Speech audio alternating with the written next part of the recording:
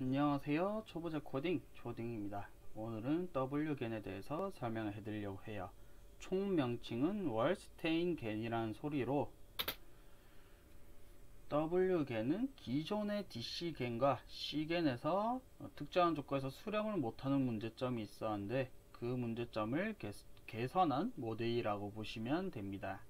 이 gen의 초창기 모델은 손실함수에서 DJS가 사용이 됐는데, wgen은 DJS가 아닌 EMD를 이용한 손실 함수가 사용되었고, 이로 인해서 초창기 gen의 문제점이 있었던 안정성 문제가 해결이 되었습니다. 허나 gen에서는 시그모이드라는 손실함수가 아니라 활성화 함수죠. 활성화 함수가 쓰이기 때문에 역 파라미터를 취할 때 기울기가 소실되는 문제점이 있었습니다. 그래서 품질 개선 쪽에서는 개선이 되지 않은 문제점이 그대로 남아 있어 가지고 후에 라스트 스퀘어 겐이라고 안정성과 이미지 품질도 올리는 모델이 나왔습니다. 그래서 또한 또 수식도 이제 wgen보다 더 간단하기 때문에 라스트 스퀘어 겐이 주로 많이 쓰이고 있고, 하지만 wgen에서도 중요한 수식이 정말 많이 쓰이기 때문에 이 wgen에 대해서 설명을 해드리려고 합니다. 그리고 이 PPT의 기반은 제가 현재 읽고 있는 Advanced Deep Learning with TensorFlow and Keras 책을 구매해 가지고 만들어진 PPT이며, 여러분들이 이 책을 읽고 나서 이해가 안 가는 부분에 관해서 이제 제 영상을 보시면 조금 더 이해가 잘 되실 거라고 생각하고 있습니다. 이 책이 좀 상당히 많이 비싸기 때문에, 심지어 또 중고나라에 없어요. 제가 중고나라에서 살려고 했는데 없어가지고 43,000원인가 주고 샀습니다. 많이 비싸네요. 우선 이 wgen을 알기 위해서는 여러분들이 몇 개의 수식을 알아야 됩니다. 그래서 디벨전스의 수식들에 대해서, 분포 수식들에 대해서 설명을 할 거고, 알아야 되는 게 총 3개예요. KLD, 콜백 라이블러 디벨전스와 DJS가 뭐 길이가 있었는데, 통칭명이 있었는데 제가 기억이 안 나네요. 어쨌든 KLD는 두 분포의 차이점을 구할 때 사용되는 수식이고, DJS는 두 분포의 거리가 들어갑니다. 거리의 차이를 알기 위해서 사용이 되고요. EMD는 결합 확률 분포 공간에 있는 어떤 하나의 결합 확률 분포를 이동시켜 가지고 두 확률 분포를 비슷하게 만들기 위해서 움직이는 이동량의 최소 비용을 구하고 싶을 때 사용되는 게 EMD입니다. 이런 식으로 설명하면 이해가 안 가실 거고, 당연히 이해가 안 가실 거고, 제가 하나하나 KLD, DJS, EMD 차근히 넘어가면서 설명을 해드리려고 합니다. 어쨌든 이 수식에 대해서는 한번 체크를 해주시면 굉장히 좋고요. 한번 멈추기를 누르고 쭉 읽어보시길 바랍니다. 그러면 KLD 먼저 설명을 하겠습니다. KLD는 앞서 말했던 두 분포의 차이를 알고 싶을 때 사용이 됩니다. 그래서 TKL, P 데이터로 이루어진 분포와 PG로 이루어진 분포의 차이점을 구하고 싶을 때 사용이 되고, 이걸 수식으로 풀이로 바꿔보면 기대값의 x가 p 데이터의 분포를 따르고 로그의 p 데이터 나누기 pg의 형태가 됩니다. 로그에서 안에서 나누기가 이루어지고 있으면 로그를 따로 빼가지고 마이너스 형태로 치환을 할 수가 있고요. 그러면 이 기대값이 xp 데이터에 따른다는 걸, 이 부분을 잠시 보지 마시고 p 데이터와 pg를 보도록 합시다. 현재 보시면 p 데이터가 뭐라고 했나요? 분포라고 했죠. 그래서 p 데이터 분포에서 pg 분포를 빼준 형태의 수식이 된다는 소리입니다. 그래서 아까 설명했던 두 분포의 차이점을 알고 싶을 때 사용되는 이유가 이 차이 빼기를 쓰기 때문에 사용이 된다 보시면 좋겠습니다. 그리고 제가 여기서 p 데이터는 그냥 좀 줄여서 표현을 했는데, 사실상 엔트로피 p 데이터를 줄여서 그냥 p 데이터로 적었습니다.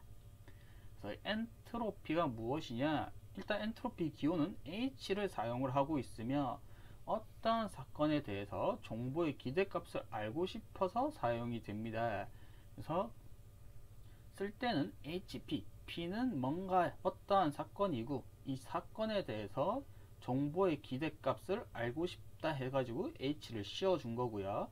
이걸 풀이를 해주면 기대값이 E입니다. 그리고 I가 정보량이고 그리고 X가 어떠한 사건 혹은 어떠한 데이터라고 보셔도 무관합니다.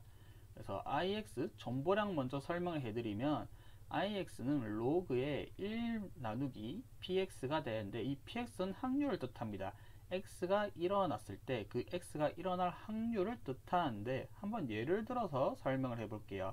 여러분들 메이플 할 때 스탯 정하기 위해서 주사위를 던지잖아요. 그 주사위를 던졌을 때 그 주사위에서 나오는 눈이 몇 분의 몇 확률로 나왔을까요?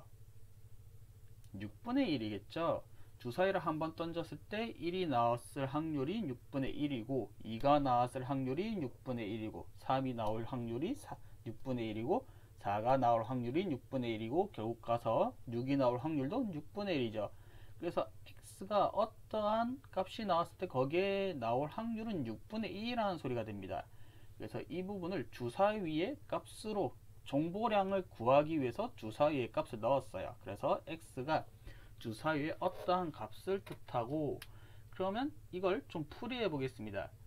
앞에서 말했듯이 로그에서 1 나누기 px가 진행되고 있으면 이 부분을 빼기로 바꿀 수 있다고 했어요. 그래서 로그 1 빼기 로그 x에 대한 확률을 볼 수 있고 로그 1은 일단 0이 되는데 0이 일단 여러분들한테 기본 상식이 될 수도 있지만 모르시는 분들을 위해서 좀 더 나중에 설명을 해드릴게요. 바로 후에 설명을 해드릴게요.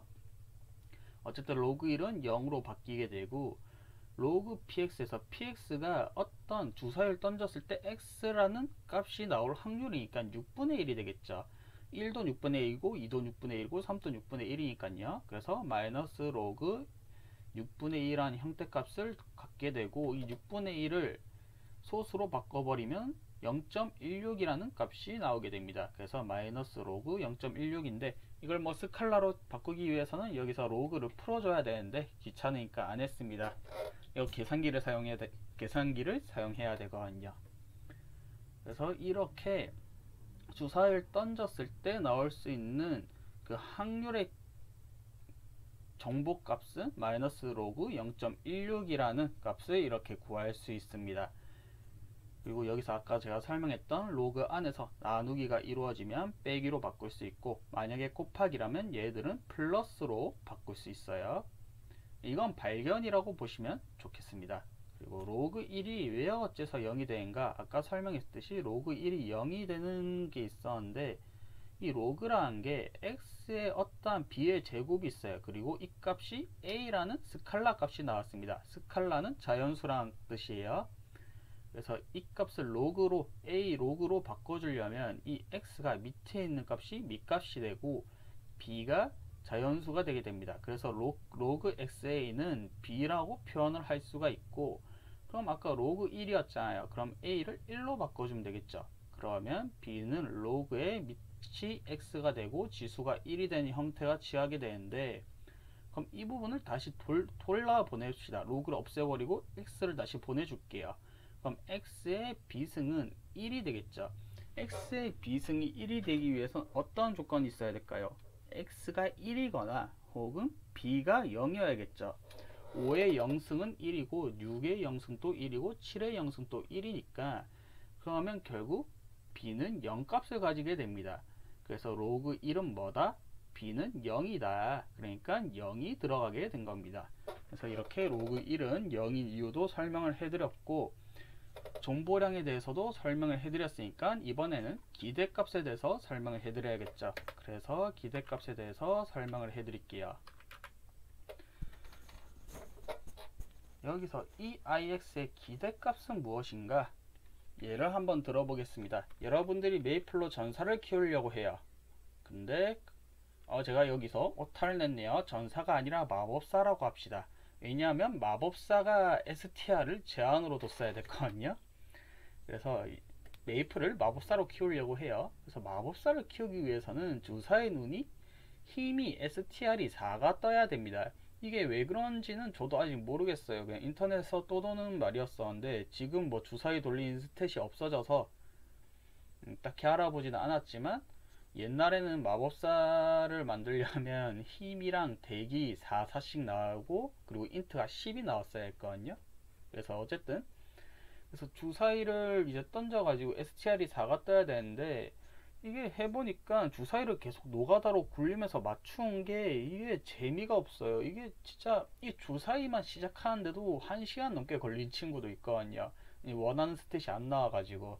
그래서 이렇게 하니까 너무 재미가 없어가지고 옆에 친구 보고 야 우리 이렇게 계속 주사위 클릭만 하는 것도 재미가 없는데 우리 한번 내기를 하자 라고 얘기를 해서 야바이를 하나, 야바이가 아닌가요 이거는? 모르겠는데 어쨌든 단 한 번 던져가지고 만약에 주사위를 단 한 번 던져서 힘이 4가 나오면 너는 나한테 500원을 주고 만약에 주사위에서 던져가지고 힘 4가 아닌 다른 값이 나오면 내가 너한테 100원을 줄게 라고 얘기를 합니다. 그러면 여기서 내가 이 한 번의 내기를 통해 가지고 얻을 수 있는 돈의 기대값은 어떻게 되는가 이렇게 구할 때 이 기대값이 사용이 됩니다. 그래서 수식이 어떻게 되냐면 이 px가 주사위를 던졌을 때 나올 수 있는 눈의 확률이죠. 이게 이 확률이 하나가 필요하고 그리고 얘를 던졌을 때 얻을 수 있는 뭔가 함수 얘가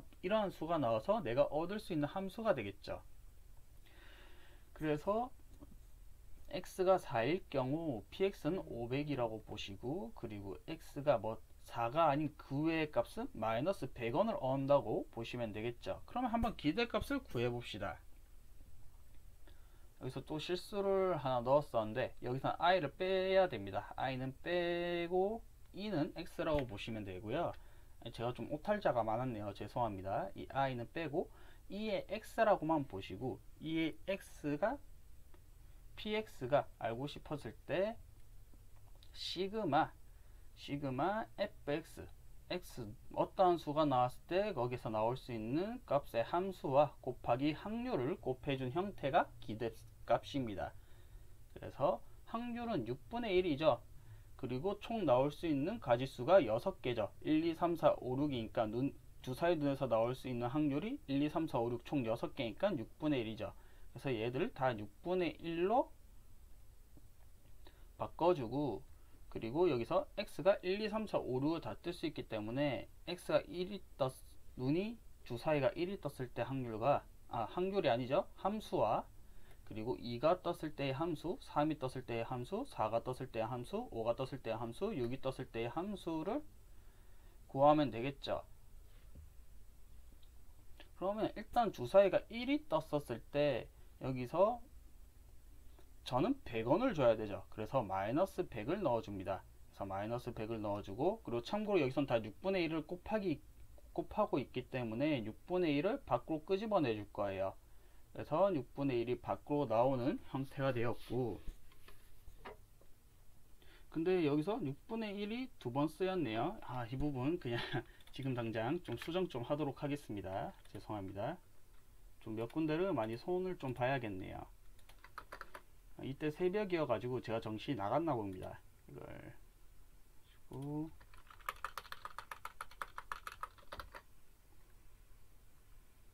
아유 정말 죄송합니다.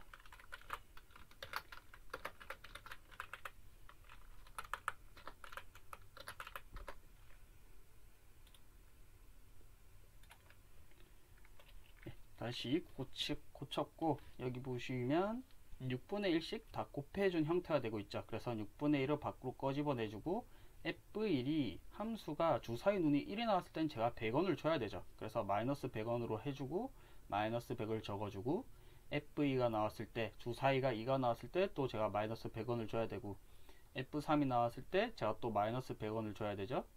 그리고 4가 나왔을 때는 제가 500원을 받아야 되죠. 그래서 F4는 500원을 더해주고 그리고 5가 나왔을 땐 또 제가 100원을 줘야 되고 또 6이 나왔을 때 100원을 줘야 되고 그럼 결국 제가 주사위를 던졌을 때 얻을 수 있는 이득의 값은 0원이 됩니다. 그래서 이 기대값은 내가 이 내기로 얻을 수 있는 돈에 대한 기대값은 0원이다 라는 결과값을 표출할 수가 있습니다. 근데 이거는 단순히 이제 많이 던졌을 때 기준을 예로 들 수 있거든요. 그래서 여러분들이 뭐 이게 100번, 1000번, 이제 10,000번, 100,000번, 100,000번 던지면 이제 결국 끝에 수렴하는 것은 기대값은 0원이라는 걸 알 수 있다는 거죠. 그래서 이렇게 기대값에 대해서 풀이법도 한번 알아봤고, 이 부분도 한번 읽어보시면 좋을 것 같아요. 그래서 잠시 멈추고 봐주시면 좋겠습니다. 그래서 기대값과 정보량에 대한 거에 대한 이제 기본 지식을 알았으니까 이 두 분포의 차이에 대해서 설명을 해드리도록 할게요. 기본적으로 여기에서 우리가 겐을 쓸 때 이 어떤 건 엔트로피에 P 데이터만 들어가 있고 어떤 엔트로피는 P 데이터와 PG 두 개가 들어가 있습니다. 그래서 우선적으로 이 HP 데이터에 대해서 설명을 해드리겠습니다. 이 P 데이터는 데이터의 정보량의 기대값이라고, 이제 이 P 데이터가 그냥 아까 설명했던 엔트로피 데이터 정보의 기대값이라고 보시면 되고, 이거는 H는 크로스 엔트로피입니다. 이 크로스 엔트로피가 뭐냐, 여기 있는 이 뒤에 있는 PG 분포가 실질적으로 PG 분포예요. PG 분포인데 이 PG 분포가 P 데이터를 닮아가고 있는 PG 데이터의 정보량의 기대값입니다. 그러니까 단순한 PG 데이터가 아니라는 소리죠. P 데이터를 닮아가는 분포의 PG 분포의 정보량의 기대값인데, 그러면 결국 보시면 이걸 겐에서 한번 봅시다. 겐의 입장은 뭔가요? 결국 가짜 이미지를 생성해내고 있을 때 이 가짜 이미지가 진짜 이미지와 똑같아져야 되겠죠. 그래서 겐이 만들어내고 있는 게 이 HP 데이터의 PG라고 보시면 되고, 이 HP 데이터는 뭔가요? 진짜 이미지라고 보시면 되겠죠. 그래서 진짜 이미지 빼기 진짜 이미지를 닮아가는 가짜 이미지라고 보시면 됩니다.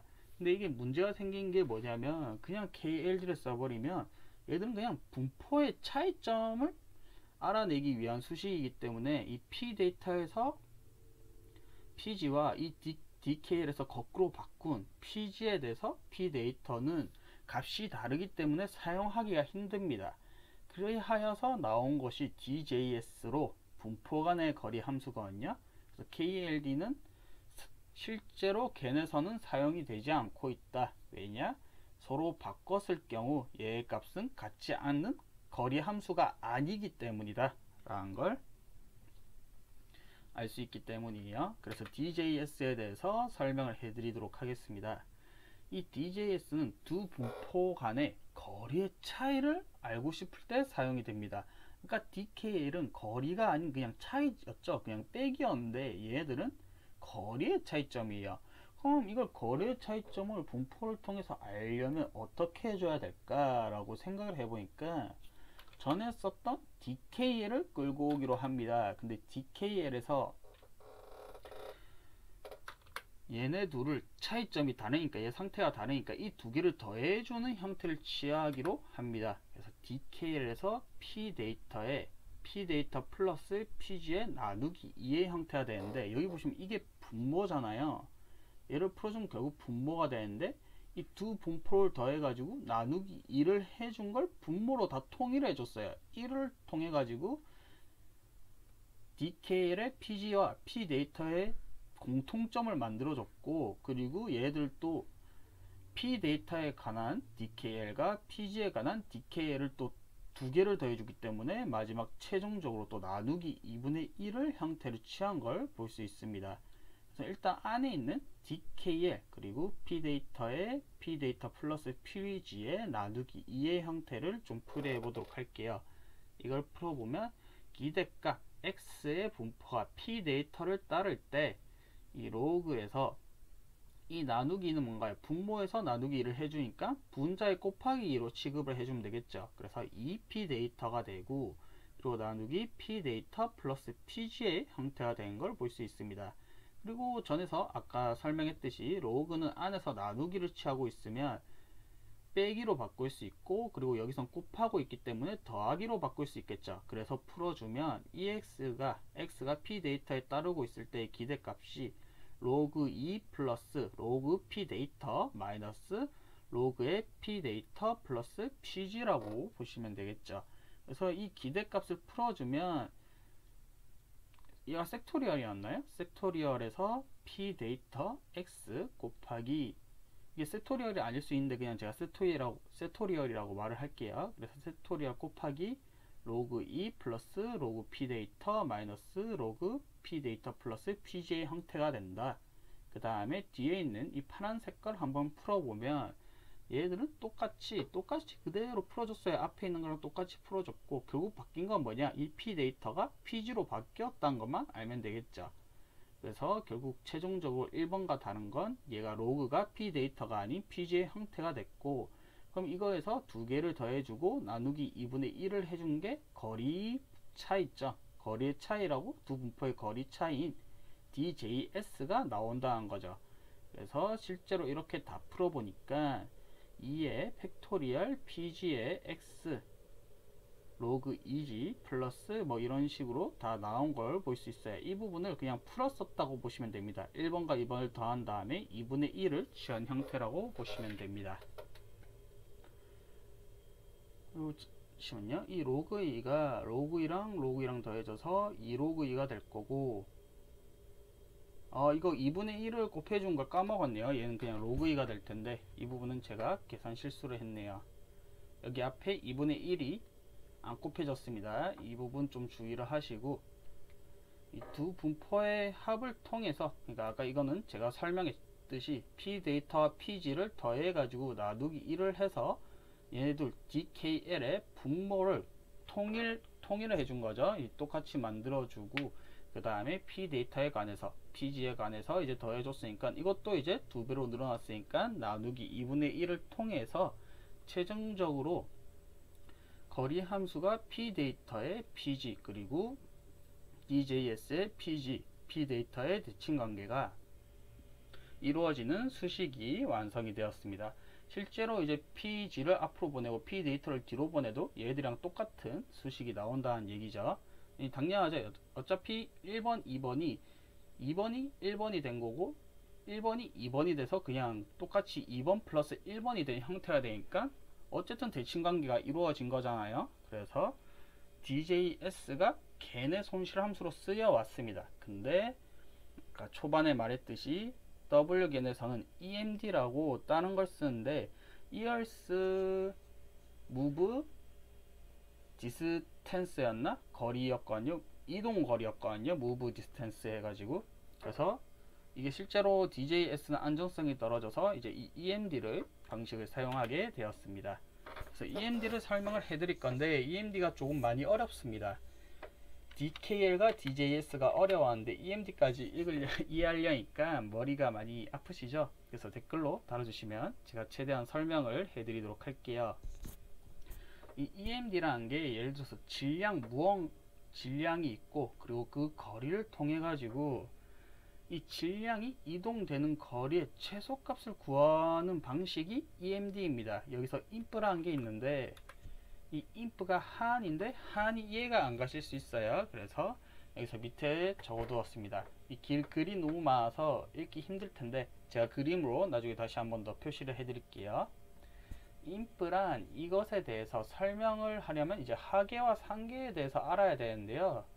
이 A라는 집합에 1, 2, 3, 4, 5가 있고, 그리고 B의 집단에 2, 3이라는 값이 있을 때 상계는 이 여기서 제일 높은 최대값이 3이죠. 이 3보다 크거나 같은 값이 B의 상계가 되게 됩니다. 그래서 A에서는 3보다 크거나 같은 게 3, 4, 5기 때문에 이 상계는 3 혹은 4, 5 중 하나가 되며 이 B의 하계는 여기 B에서 제일 작은 값 2죠. 2보다 작거나 같은 값이 하계가 됩니다. 그래서 1과 2라고 보시면 될 것 같아요. 그러면 하는 또 무엇이냐? 아까 말했듯이 하계에서 1, 2를 구했잖아요. 1, 2에서 하계에서 가장 높은 최대값이 하한이 됩니다. 그래서 하계에서 가장 높은 값이 1이나 2니까 2가 되겠죠. 그래서 하하는 2가 되면서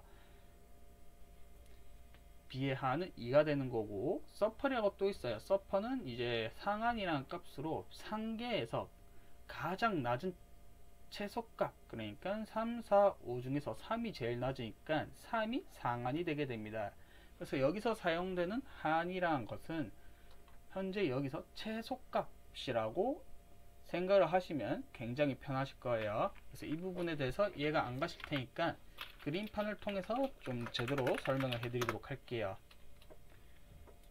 예를 들어서 A라는 값에서 1, 2, 3, 4, 5가 있어요. 이렇게. 그리고 B에는 2와 3이라는 값이 있습니다. 그래서 하계라는 건 하계가 영어로 또 로우 언더였었나? 제가 뭔가 기억이 안 나는데 로우 뭐였었는데 이 부분에서는 좀 기억이 잘 안 나고, 그래서 하계라는 건 B에서 가장 작은 값이 2죠. 그래서 가장 작은 값 2보다 크거나 같은 값이 이제 하계가 되게 됩니다. 그래서 A에서 보시면 여기서 2보다 크보다 같은 값이 죄송합니다. 하계죠. 죄송합니다. 2보다 작거나 같은 값이 하계가 되는 거죠. 그래서 2보다 작거나 같은 값이 1, 2가 됩니다. 그래서 M은 1 그리고 혹은 2라는 값을 가지게 되고, 그러면 하한이라는 것은 무엇이냐? 하한은 인프로 이 하계 집단 중에서 가장 높은 최대값, 하계 중에서 가장 높은 최대값을 하한이라고 합니다. 그래서 하한은 2가 된다. 이런 식으로 구하면 되고, 상계 같은 경우에는 제일 B에서 가장 높은 값이 3이죠. 3보다 크거나 같은 것이 3, 4, 5니까 이 3, 4, 5를 뽑을 수 있고, 그리고 3, 4, 5에서 가장 최소값이 상한이 되게 됩니다. 그래서 상한은 3이라는 값을 가지게 되고, 상계는 3, 4, 5라는 값을 가지게 됩니다. 이런 식으로 상계하계에 대해서 설명을 해드렸고,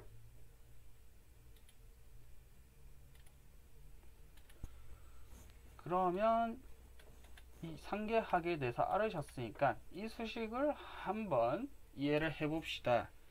이 질량이 결합확률 분포, 두 개의 결합확률 분포와 P 데이터와 PG의 결합확률 분포에 속해 있을 때, 얘가 이 분포에 속해 있을 때 기대값의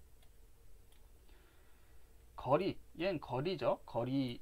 거리에서 절대값을 해준 이유가 뭐냐면요, 예를 들어서 x가 y보다 작아요. 그럼 얘네들 값이 마이너스 값이 나오잖아요. 거리에선 마이너스 값이 나오면 안 돼요. 왜냐하면 거꾸로 이제 y 마이너스 x를 했을 때도 똑같이 양수가 나와야 되고, x 마이너스 y 했을 때도 양수가 나와야 서로 거리가 뒤바꿔서 계산해도 거리가 똑같은 값이 나오기 때문에 이 절대값을 취해준 거고, 그래서 이 결합확률 분포에 있을 때 질량을 최소한, 거리가 최소한으로 옮겨가지고 두 P 데이터와 PG를 닮게 만드는 것이 EMD입니다. 그래서 이렇게 막상 들으니까 그러면 이걸 어떻게 수식으로 써줘야 되지? 라고 궁금하실 거예요. 그래서 이거 크기를 안 했는데 봅시다. 이렇게 보면 되겠죠. 그래서 아까 다시 설명해 드리자면, 얘가 P 데이터와 PG의 결합 확률 분포에 속해 있고, 그리고 기대값에서 XY가 질량에 따라가고 있을 때 거기에 대한 거리의 최소값을, 인프가 하한이 최소값이라 했죠. 그래서 최소값에 이동을 해서 이 P 데이터와 PG를 닮게 만드는 것이 목적입니다. 어떻게 이게 닮게 되느냐, 얘가 여기 P 데이터와 PG에 속해 있으니까 얘를 이동시켜주면 이 P 데이터와 PG가 닮게 만들 수 있다는 소리죠. 그래서 설명을 좀 제대로 해드릴게요. 자, 결합 확률 분포가 아까 나왔었는데, 여기서 결합 확률 분포란 무엇이냐? 결합 확률 분포란 두 개의 확률 분포를 합친 것입니다. 예를 들어서 저와 친구가 있습니다. 그리고 저는 캐릭터를 생성을 하려고 하는데, 제가 원하는 스탯이 나올 때까지 돌리는 게 별로예요. 그래서 친구와 내기를 통해 가지고 한번 던져 가지고 그냥 그 주사에서 나온 캐릭터의 스탯 쓰기로 합니다. 친구도 마찬가지로 더 이상 친구 아이디 생성하고 있는데 걔도 캐릭터를 하나 생성하고 있는데 걔도 원하는 스탯이 안 나와서 지쳤어요. 그래서 그냥 각각 2번이 마지막으로 딱 한 번 주사위를 던져 가지고 그 주사위를 통해서 나온 스탯 값을 쓰기로 했어요. 그러면 그 주사위에서 나올 수 있는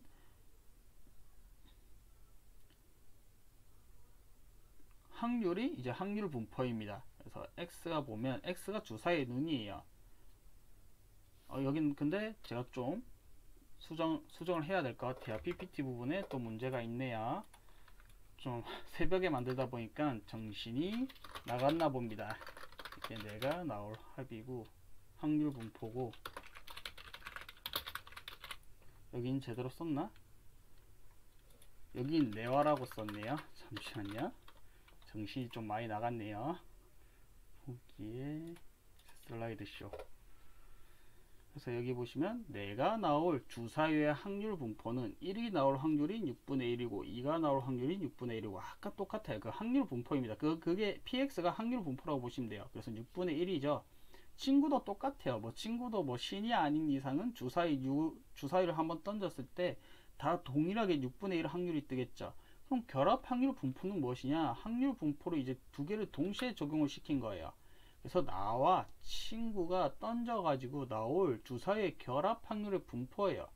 제가 1이 나왔어요. 그리고 친구 주사위가 1이 나올 확률은 36분의 1이죠. 제가 주사위 눈이 1이 나왔어요. 근데 친구가 6이 나왔어요. 그러면 걔가 나올 확률은 36분의 1이죠. 제가 주사위가 6이 나왔어요. 친구가 주사위가 3이 나왔어요. 그럼 그것에 대해서 나올 수 있는 확률은 36분의 1이죠. 이런 식으로 결합 확률 분포라는 건 하나의 결합 확률과 죄송합니다.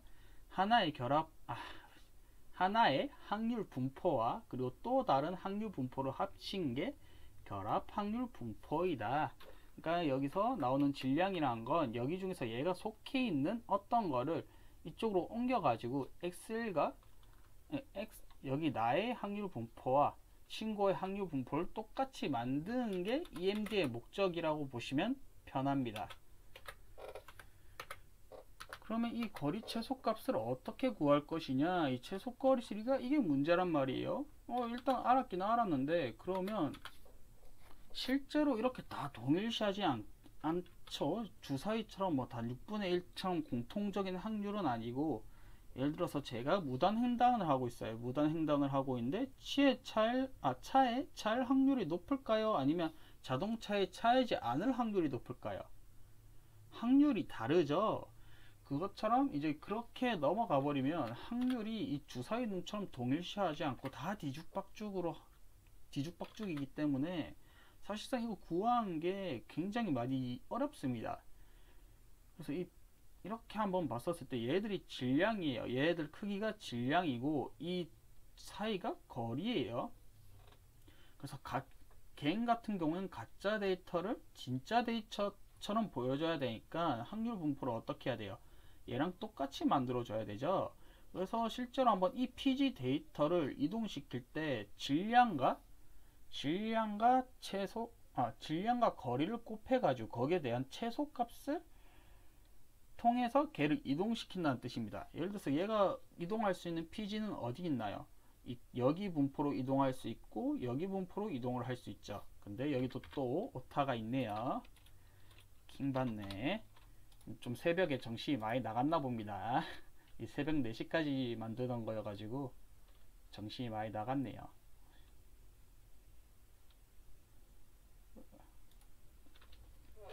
그러면 얘는 PD1로도 이동할 수 있고 PD2로도 이동할 수가 있는데 이렇게 보면 얘가 거리가 압도적으로 길죠. 그럼 이 둘 중에 어느 곳으로 가는 게 최소 이동 거리일까요? 이쪽이겠죠. 그래서 이쪽으로 PG1은 이동시켜주고, 그리고 PG2와 3과 4는 얘가 여기로 이동한 것보다 얘 3개에 들어갔을 때 얘 딱 맞춰지니까 여기가 최소 거리가 되겠죠. 왜냐하면 얘는 이미 이쪽으로 갔으니까 PG2가 괜히 이쪽으로 가면 데이터가 오히려 PG 쪽이 많아진 형상이 일어나니까 이쪽으로 이동을 시켜줘야 돼요. 그래서 PG2와 PG3과 PG4를 이쪽으로 이동시켜 가지고 최소값의 형태를 구해서 이렇게 실질적으로 이동을 시켜주는 형태입니다. 잘 이해가 안 가실 건데 메이플로 한번 얘기를 해봅시다. 이게 가짜 이미지예요. 괜히 만들어낸 가짜 이미지입니다. 이미지 분포고 P데이터는 실제 이미지입니다. 그리고 슬라임 두 개를 합치면 킹 슬라임으로 만들 수가 있어요. 그러면 봅시다. 여기서 이 가짜 데이터가 있는데 이 가짜 데이터를 어디로 옮겨주는 게 좋을까요? 여기 살짝 옮겨서 얘 위치에 옮겨주는 게 좋을까요? 아니면 여기 위치로 옮겨주는 게 좋을까요? 누가 봐도 여기로 살짝 옮겨주는 게 훨씬 이동 거리가 최소화되겠죠. 그래서 얘를 이쪽으로 옮겨주고, 그러면 이 두 번째 PG 데이터의 두 번째 슬라임 봅시다. 두 번째 슬라임은 여기로 이동하는 게 좋을까요? 아니면 킹 슬라임 여기 위치에 있는 게 이동하는 게 좋을까요? 얘는 이미 자리가 최소값으로 구해졌기 때문에 얘가 굳이 여기로 갈 이유도 없고 킹 슬라임으로 가야겠죠. 그래서 킹 슬라임 쪽으로 이동을 시켜주고, 세 번째 슬라임도 굳이 이쪽으로 멀리까지 이동할 필요 없이 그냥 바로 이쪽으로 이동시키면 킹 슬라임을 메꿀 수가 있죠. 그래서 킹 슬라임 분포로 가서 메꿔줍니다. 이런 형태를 취해준 게 이제 EMD다. 그리고 이 전체 맥 크기가 뭐다? 결합 확률 분포다. 얘가 결합 확률 분포고, 그리고 얘는 이제 그 안에 있는 질량이다 라고, 질량 확률 분포다. 얘도 결합 확률 분포고 얘도 결합 확률 분포인데, 어쨌든 간에 얘가 여기 이 큰 결합 확률 분포에 속하고 있으니까 이렇게 이동을 시킬 수가 있었다는 얘기죠. 그래서 이해가 되셨는지 모르겠습니다. 근데 여러분들 한번 들어보시면, 이렇게 말로만 들어보니까 그냥 육안으로 보니까 쉽지, 여러분들 실제로 이걸 코딩으로 한번 표현해 보라고 하면 할 수 있겠어요? 이거를? 어렵죠. 이 PG와 이 P 데이터의 이 결합 확률 분포를 다룬 건 굉장히 힘든 일입니다. 그래서 이렇게 대충 우리가 봤을 때는 그냥 얘를 이쪽으로 옮겨주고 얘를 이쪽으로 옮겨주면 될 텐데, 이게 수식으로 표현하고 다루는 게 굉장히 어렵다 보니까, 또 심지어 이렇게 세 개만 있는 것도 아니고 뭐 무수하게 많겠죠. 여긴 이제 2차원 두 개의 확률 분포만 합쳤는데 실제로 그 안을 파고들면 정말 무수하게 많을 거란 말이에요. 그래서 이 부분에 대해서 실제로 한번 적용을 시켜보니까 이 기울기가 너무 급격하게 왔다 갔다 하는 거예요. 여기 보시면 급격하게 올라갔다가 얘도 급격하게 내려갔다가 얘도 또 급격하게 올라갔다가 여기쯤 괜찮아지죠. 이게 이렇게 학습을 해보니까 제대로 학습이 되지가 않는 문제점이 발견이 된 겁니다. 그래서 이거를 어떻게 해결하면 좋을까라고 생각해 보니까 K 리시츠 방법이라는 게 있는 거예요. 이 K 리시츠 방법이라는 게 뭐냐면, 이 기울기가 너무 높아 가지고 급격하게 올라가고 급격하게 내려가고 이러한 문제점을 이 기울기에 제한을 줘 가지고, 예를 들어서 이렇게 급격하게 올라간 걸 기울기가 최대값을 0.1로 했어요. 기울기를. 그러면 얘가 이렇게 급격하게 올라가는 게 이런 식으로 가겠죠. 왜냐하면 기울기가 더 이상 0.1보다 높아지지 않으니까 이 기울기의 최대값과 최소값을 정해주는 게 K 리시츠 방식이란 말이에요. 그래서 이거를 이용하기로 했어요. 그러면 이 급격한 파라미터로 통해서 학습에 뭐 문제가 생기지 않게 될 테니까, 그래서 이 K 리시츠를 사용하기로 했는데, 이 K 리시츠라는 게 정확히 뭐예요? 라고 물어보실 수 있어요. 이 K 리시츠라는 건 사실 수식이 아니라 그냥 해설입니다. 그러니까 뭔가 어떠한 특수한 조건에 취했을 때 얘가 이렇게 된다라는 발견을 한 게 K 리시츠예요. 그럼 어떠한 조건이 되느냐? 이 함수 fx와 함수 fy를 뺐을 때 여기에서 k의 x-y 값보다 작다는 성립 조건이 있어야 되고, 그리고 x와 y는 0이면 안 됩니다. 그래서 얘가 0 빼기 0이라던가 0 빼기 0이 되면 안 되기 때문에, 얘가 0 빼기 0이 돼버리면 어떻게 돼요? k가 0이 돼버리죠. 그래서 여기도 문제점이 생기기 때문에 x, y는 0이면 안 되고, 그리고 실수에 속해야 된다. 이 실수라는 건 여러분들 아시다시피 자연수와 무리수가 합쳐진 겁니다. 자연수는 양수, 음수, 0이거나 뭐 무한소수, 잠시만요. 반복되는 무한소수와 그리고 유한소수, 그리고 무리수는 반복되지 않는 무한소수를 전부 다 합쳐가지고 실수라고 하는데, 그래서 이러한 조건이 성립되었을 때 연속적으로 미분이 가능하다고 합니다. 근데 이게 항상 연속적으로 되는 건 아니고 좀 몇몇 조건에서는 미분이 안 되는 문제점이 또 있기는 하는데 그 부분은 후에 대해서 설명을 해 드릴게요. 그래서 이렇게 x에서 뺀 y 값의 절대값을 뒤로 넘겨가지고 놔두기를 해주게 되면 실제로 이 기울기를 제한하기 위해서 이 k로 제한을 두게 돼버리니 형태가 돼버리니까 결국 이게 연속적으로 미분이 가능한 유괴도함수를 갖게 된다는 거거든요. 이 유괴도함수라는 게 뭐냐면 유괴는 아까 말했던 상계와 하계가 있죠. 그 상계와 한계와 좀 다른 게 유괴도함수를 좀 설명을 해드려야 되는데 간단하게 설명해 드리자면 상계와 하계가 합쳐진 게 유괴라고 보시면 됩니다. 그래서 이 도함수는 미분이 가능한 형태의 함수라는 얘기예요. 도함수가 아시죠? f에 x 했을 때 여기에 세미콜론 붙여 가지고 하는 형태, 이게 도함수라는 건데 어쨌든 이렇게 최소 최대 기울기를 제한하게 되니까 이렇게 되면 연속적으로 미분이 가능하게 되고 그러니까 학습이 잘 되게 될 것이다 라고 알게 된 거예요. 그래서 이걸 실제로 수식으로 한번 풀어보니까 W가 EMD입니다. EMD를 이제 수식으로 바꿨을 때 W, P 데이터의 PG라고 볼 수 있고, 그리고 여기서 이 K는 W라고 보시면 됩니다. W가 파라미터, 가중치잖아요. K 리시츠는 실제로 수식에 쓸 때 자연수 K를 뜻하는 거고, 여기서 W는 사실상 이 W가 가중치라고 보시면 되는데, 이 가중치와 뭐다? 내가 제한을 둔 가중치 사이에 속할 때, 그러니까 이 W가 제한에 들어간 K라고 보시면 되겠죠. 그리고 얘는 실제의 기울기, 그러니까 가중치가 실제의 기울기라고 보시면 되고, 이건 제한된 기울기, 즉 제한된 가중치라고 보시면 됩니다. 그래서 가중치가 제한된 가중치 안에 속할 때 이러한 수식을 가지게 된다는 의미입니다. 그래서 여기 보시면 이 W가 이 대문자 W가 소문자 W죠. 소문자 W가 마이너스 세타와 세타 사이에 있을 때를 제한으로 둬 가지고 결국 파라미터 공간이 아주 작은 파라미터 공간으로 바뀌게 된 거죠. 왜냐하면 가중치가 정말 많은 값을 얻을 수가 있는데, 예를 들어서 마이너스 1억도 될 수 있고 마이너스 100억도 될 수 있고, 양수 파라미터도 100억이 될 수도 있고 1000억이 될 수도 있고 5000조도 될 수도 있고 그런 식으로 될 수 있는데, 얘를 마이너스 세타와 세타 사이로 가중치를 지정을 해버리니까 얘가 무한으로 발산이 되는 그 형태를 막을 수 있게 됐다는 거예요. 그래서 이렇게 리시츠 연속성이 보장이 되게 된 거고, 그래서 이 K 리시츠를 통해서 적용을 시켜서 판별자의 손실함수와 생성자의 손실함수를 구해냈습니다. 그래서 여기 보시면 제한된 가중치 안에서 현재 파라미터가 속해 있을 때 이렇게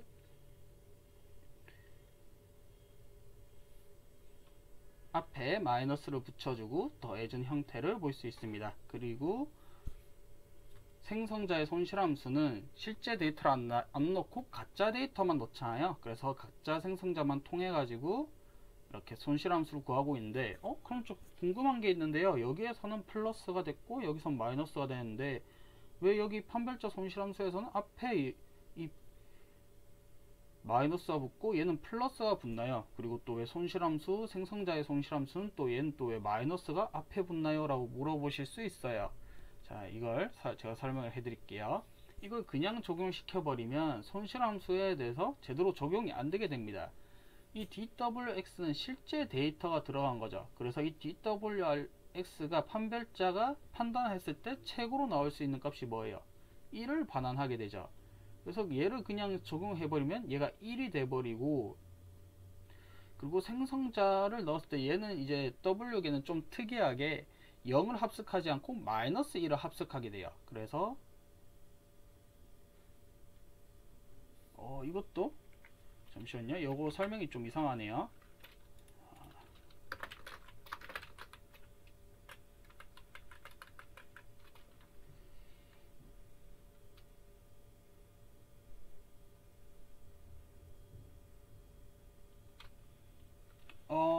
봅시다. 된 것 같네요.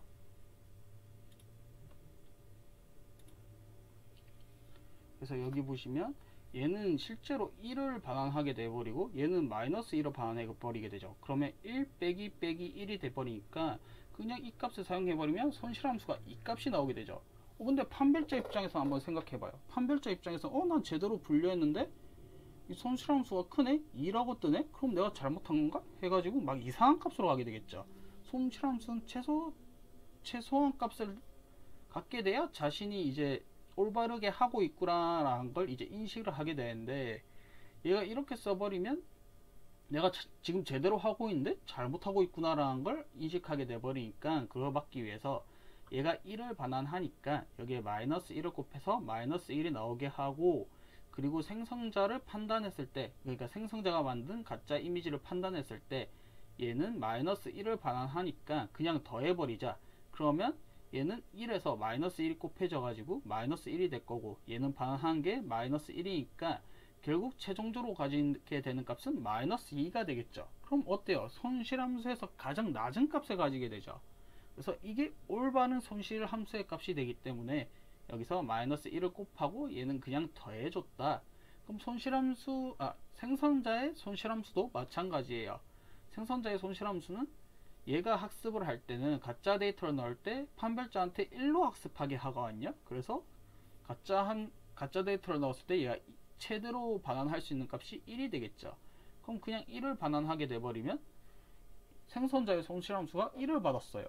그러면 뭐야? 손실함수가 크네? 그럼 내가 잘못하고 있는 건가? 라는 이런 문제점이 생기게 되기 때문에 마이너스 1을 곱해가지고 실제로 1을 반환하게 되면 마이너스 1과 곱해져서 마이너스 2라는 값을 가지게 되니까 마이너스 1이면 손실함수가 많이 낮네? 제일 낮은 값이니까 내가 제대로 하고 있구나 라는 걸 알 수 있게 됩니다. 그래서 여기 앞에서는 마이너스를 곱해주고 얘는 그냥 더해준 형태가 된다.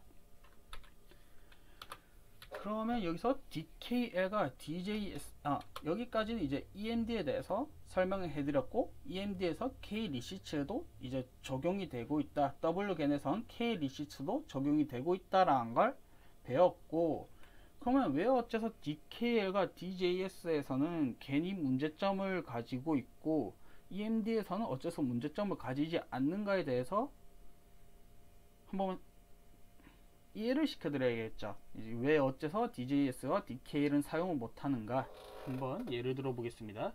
이 분포가 진짜 데이터 분포는 여기, 가짜 데이터 분포는 여기 있어요. 그리고 진짜 데이터 분포는 여기 있습니다.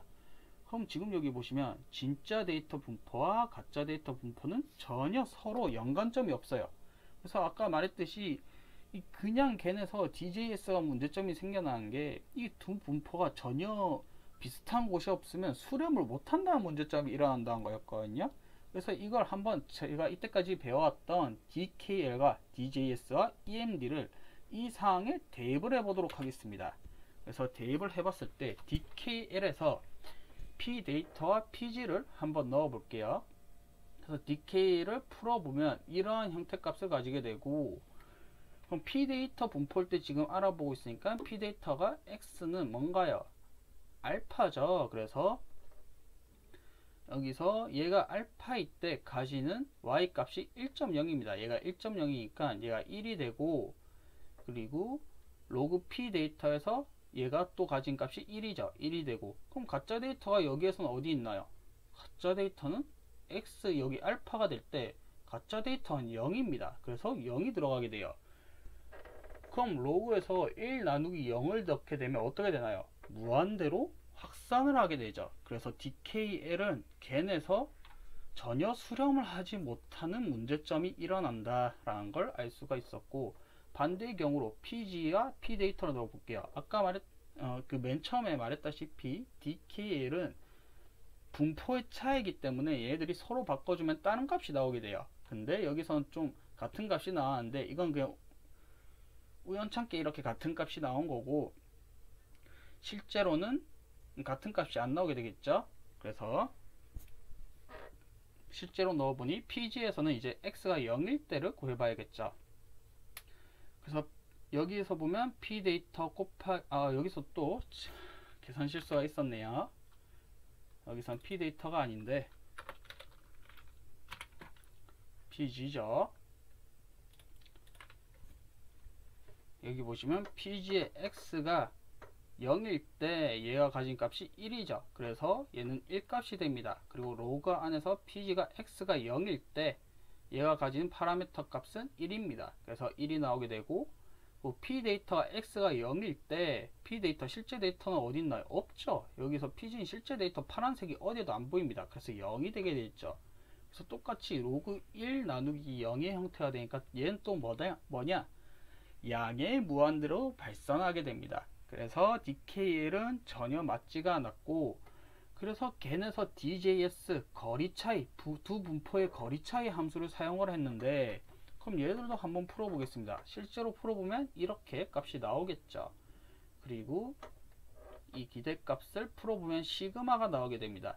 뭐 제가 섹토리얼도 써도 되고 시그마도 써도 되는 게, 섹토리얼 같은 경우에는 뭐 구간에 대해서 구할 때 섹토리얼이, 뭐 무한한 구간에서 구할 때 섹토리얼이 쓰이고, 이거 뭐라 말해야 되지?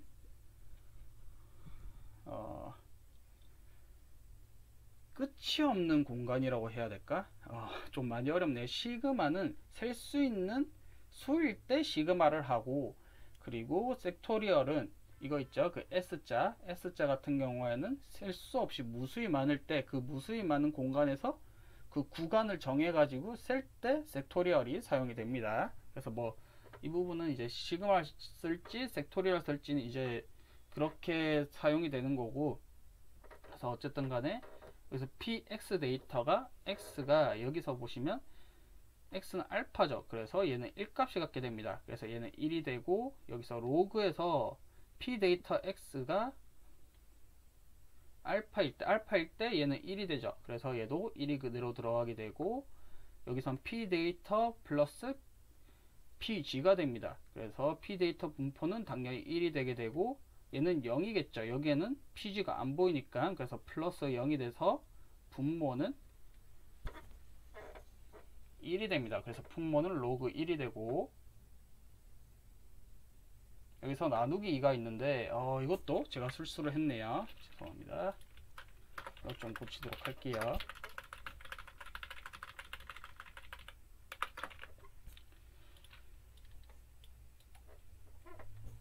여기 보시면 나누기 2가 있죠. 분모에서 나누기 2는 어떻게 되나요? 곱하기로 변형할 수 있죠. 그래서 2p 데이터니까 얘가 2 나누기 1이 되니까 로그 2가 나오게 될 거예요.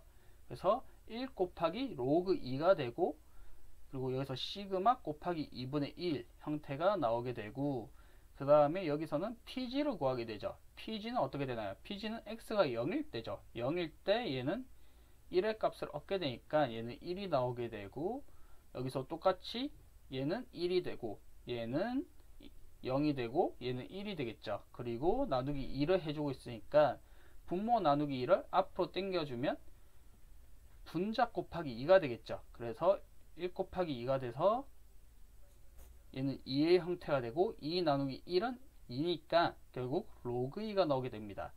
그래서 얘들을 합쳐주니까 2 로그 2 곱하기 2분의 1이죠. 그래서 결국 로그 2가 나오게 돼요. 그럼 저희가 EMD를 W계에선 EMD를 쓴다고 했죠. 한번 EMD를 한번 비교를 해볼까요? W P데이터의 PG는 inf P데이터와 PG가 결합 확률 분포에 속해 있을 때, 따르고 있을 때 이 P데이터와 PG를 빼주고 있죠. 그러면 여기서 기대값을 풀어주게 되면 inf 시그마 질량 함수가 얘라고 보시면 돼요. 그래서 P데이터 PG가 되고, 곱하기 P데이터 빼기 PG 형태가 됩니다. 그래서 여기 보시면 얘는 1의 값을 갖게 되겠죠. 얘는 1의 값을 갖게 되고, 얘 거리 함수니까 알파 빼기 0이 돼야 되겠죠. 왜냐하면 거리 함수는 P데이터와 PG를 빼주고 있거든요. 여기서 보면 얘들은 이 파라미터 값을 빼주고 있는데, 얘는 거리에서 P데이터와 PG를 빼주고 있기 때문에 사실상 알파 빼기 0의 형태가 되겠죠. 그래서 알파 빼기 0의 절대값은 알파가 될 거고, 근데 이거 실제로 풀어주면 안 되는 게, 얘가 거꾸로 0 마이너스 알파 했을 때 뭐 그냥 알파로 표시를 해줘도 상관없긴 하겠네요. 어쨌든 알파로 나와가지고 1 곱하기 절대값 알파 마이너스 0 했는데 최소값이 뭐예요? 결국 어쨌든 뭐든 간에 얘들은 이렇게 결합되지 않았으니까 최소값은 그냥 이 거리가 되겠죠. 그래서 얘는 절대값 알파를 가지게 됩니다. 그러면 DKL은 무한대로 발생하니까 쓸 수가 없고, DJS는 변수가 아니네요. 고정값이네요. 고정값이기 때문에 얘들이 실시간으로 이제 변수값으로 이제 변환을 하지 못하게 되니까 제대로 된 수렴을 못하게 되겠죠. 그래서 DJS도 결합하지 않는 분포, 그러니까 서로 겹치지 않는 분포에서는 사용하기엔 적합하지가 않고, 그럼 EMD 같은 경우는 변수네요. 알파가 변수잖아요. 변수면 얘가 시시기가 때때로 서로 분포가 겹치지 않더라도 이 변수를 통해 가지고 능동적이게 값을 조정을 하게 되니까 실제로 겐을 학습을 할 때 안정적인 값을 가지게 된다는 걸 알 수 있었습니다. 그래서 W겐에서는 EMD를 사용하고 안전성이 해결이 되었다 라고 이해하시면 좋습니다. 좀 어려운 수식이 많았는데 이해하기 많이 어려우시죠? 그리고 중간에 제가 PPT를 몇 군데를 이상한 짓을 해가지고 이해하시는데 좀 많이 힘들었을 거예요. 그 부분은 굉장히 죄송하고, 그럼 이제 이 부분에 대해서 설명을 해 드릴게요. 일단 이것만 좀 적용을 시켜주고,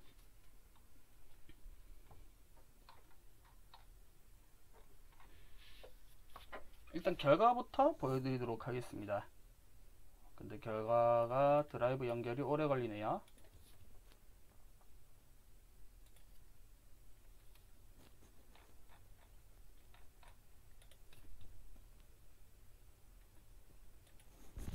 제가 미리 학습을 시켜둔 게 있는데, 근데 얘가 학습한 게 좀 상태가 많이 안 좋습니다. 그리고 여기 보시면 AC겐이라는 게 있는데, AC겐이 원하는 이미지를 출력하고 싶을 때 사용이 됩니다. 무슨 소리냐면, 여러분들 제가 초반에 DC겐 배포한 거 그거 이미지 막 랜덤으로 나오잖아요. 뭐 1의 이미지가 나올 수도 있고 3의 이미지가 나올 수도 있고 5가 나올 수도 있고 뭐 7이 나올 수도 있고, 사실 그러면 안 되는 게, 내가 원하는 뭐 1의 이미지를 나오게 하고 싶으면 1을 학습시켜야 되는데 그게 안 되다 보니까 이제 거기서 나온 게 C겐이랑 AC겐이거든요. 근데 C겐보다는 AC겐이 이제 보조 분류기 역할을 제대로 통해 가지고 좀 더 정확하게 숫자가 분산이 돼서 1의 이미지를 완벽하게 원하면 1의 이미지를 C겐보다 좀 더 완벽하게 구현을 해주거든요. 그래서 제가 AC겐을 들고 왔는데, 이 AC겐은 다음 주에 시간이 있으면 설명을 해드리도록 하겠습니다. 그래서 W겐 여기 보시면 이미지를 보시면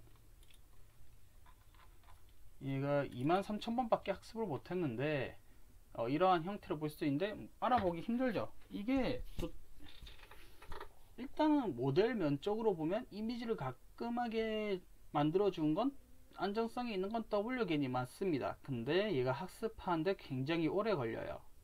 기존의 DC겐보다 한 3배에서 4배, 심하면 5배 정도 느리거든요. 한번 학습하는데. 그 이유가 이 판별자를 5번 학습한 다음에 그 생성자를 한번 학습하고 이러한 형태를 취하다 보니까 일반 DC겐보다는 굉장히 학습 속도가 느려서 얘가 한 24,000번 학습했을 때 런타임이 초기화가 되더라고요. 이게 무슨 소리냐면, 이 구글 콜앱이 지원해주는 GPU의 한계 시간이 넘었다는 소리예요. 그래서 이 문제점이 또 라스트 스퀘어 LS겐에 아까 초반에 설명을 해드렸잖아요. 그래서 LS겐을 또 쓴 이유가 뭐냐면, 심지어 이 LS겐은, 여기 있는 LS겐은 W겐보다 또 심지어 학습 속도가 빨라요. 그래서 W겐은 잘 안 씁니다. 그래서 수식으로 좀 이해하는데 의미를 많이 두시고 그리고 또 학습 속도 굉장히 느리다는 점 알아두시면 좋겠고, 이 DC겐에서 설명한 생성자와 판별자는 그냥 넘어가겠습니다. 그냥 넘어가고 K 리시츠 부분 보여드리도록 할게요. 여기 보시면